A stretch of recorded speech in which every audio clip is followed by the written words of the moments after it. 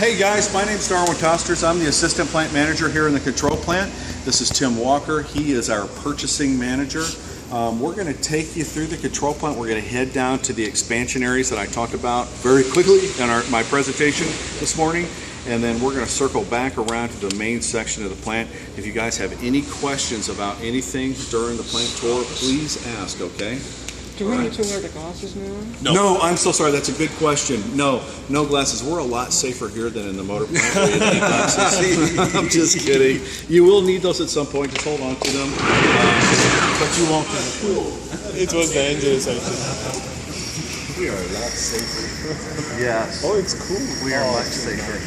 Yeah. Oh, I know. Isn't this nice? See, we're a lot. When you get over to the motor plant too, you're gonna go, man, where's my canteen of water? You guys are brutal, your employees. They air condition the employees in the control plant. Yeah. No, I'm just kidding. Hey folks, this is our panel shop. In this particular section, we build sub panels to medium voltage drives, and this whole area is actually in the process of changing. I showed you an example of that in the presentation where we had an assembly area that we moved from this area over here into another section of the plant. And I'll show you where that's at, but it's really a work in process. You're going to have to delete everything out of your camera, sir. No, I'm just kidding. I'm just going to let you go for a few minutes. You guys can take photos. It's okay. Yes. But I do want to let you know that the panels that we're building here, probably 70 to 80% of what we're doing is custom work. That has always been a credo of Toshiba. It's really essentially what our niche. Yeah, it's really what got us to where we're at today. We are very customer focused. We do things that our competition doesn't touch. They just will not get into it because they really kind of feel for whatever reason that there's no value being in these niche markets. But what you found through customization and getting into those niche markets, that it's opened up other business opportunities for us. So the production is a little bit difficult to control when you've got that much customization going on, but we get it done.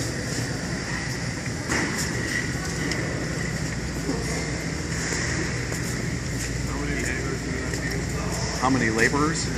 We're probably, I think, close to about 200.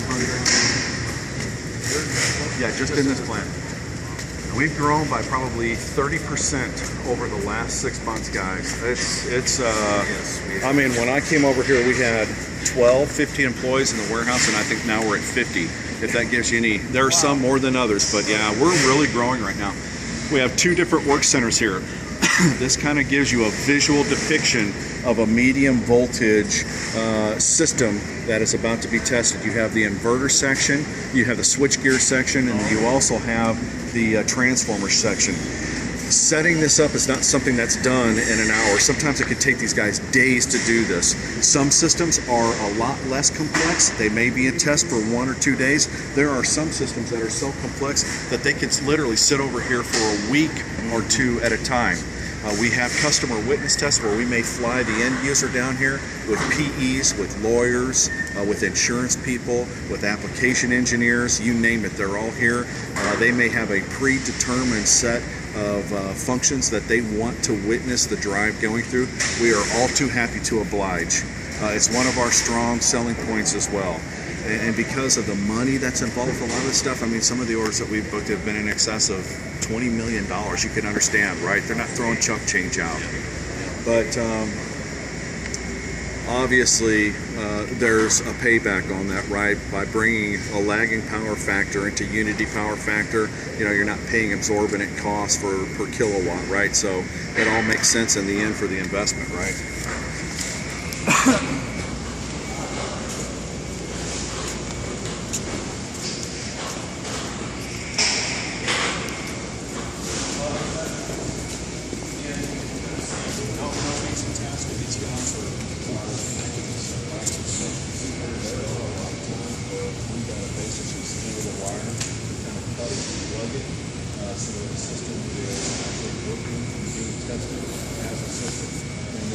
While it's being tested, these gates are closed.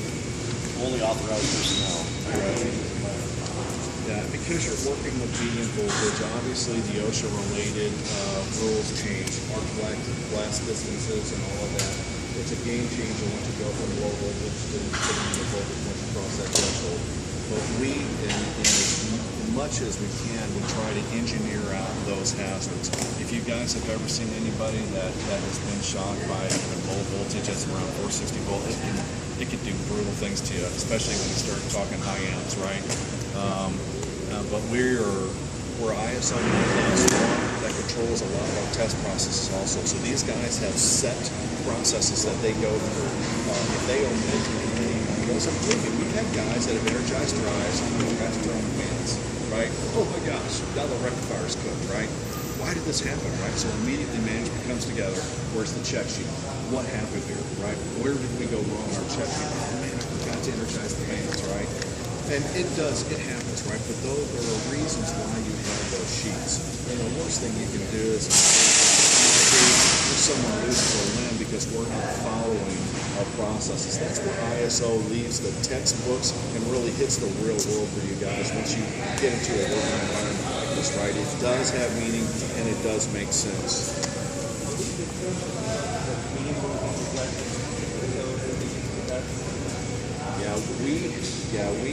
We make back feeds into this for 4160, and we have power feeds that also supply the energy behind here. You can't see it from here, but we have motors that are loaded behind that actually load the drive down.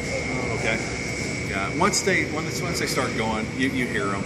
I'll be talking a lot louder than I am right now, but I don't know really if one time that I've been out here since August that we've had any incident. It's normally a very, very safe working environment. But even in repetitive manufacturing, I tell you, when I was a plant manager over at Power Electronics plant, you guys will be over there later on. We had a guy that disconnected the load cables. Actually, they were the feeder cables from the tester going into the UPS one day, and it went phase to phase. And luckily, his hand was down far enough, but that whole section of the plant turned blue, right? But we learned things from that. And this was an employee that had been here for 10 or 15 years, so you can never become complacent. You always have to watch things like that. So we constantly have reviews on safety. We have monthly toolbox talks where we talk about things like ergonomics. We talk about things like lockout, tag out, right? Which switches do you use for your drive? Which switches? Actually, we manufacture our own switches here. No, you do? Yes. Yeah, we'll take you by there and show you them. Breaker switches? Not breakers for your drive. Oh, okay. I'm sorry. Yeah, the transistors that we're using in these, we're using Infineon, and are they the primary? Yeah, they're a primary IGBT. We use different IGBTs in other sections of the plant. Fuji. We also use PowerX. Thank you. We also use PowerX IGBTs as well, but Infineon is the primary IGBT that we're using. Oh no, they did at one time. They absolutely did.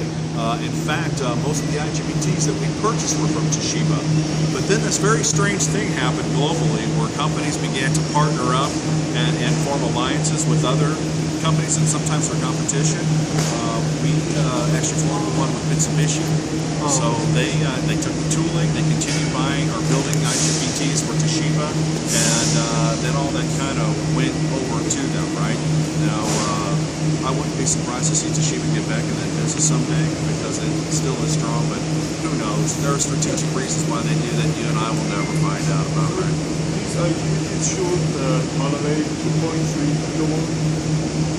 Yeah, a lot of it just depends on a number of different factors. Your XL, D-cell rates.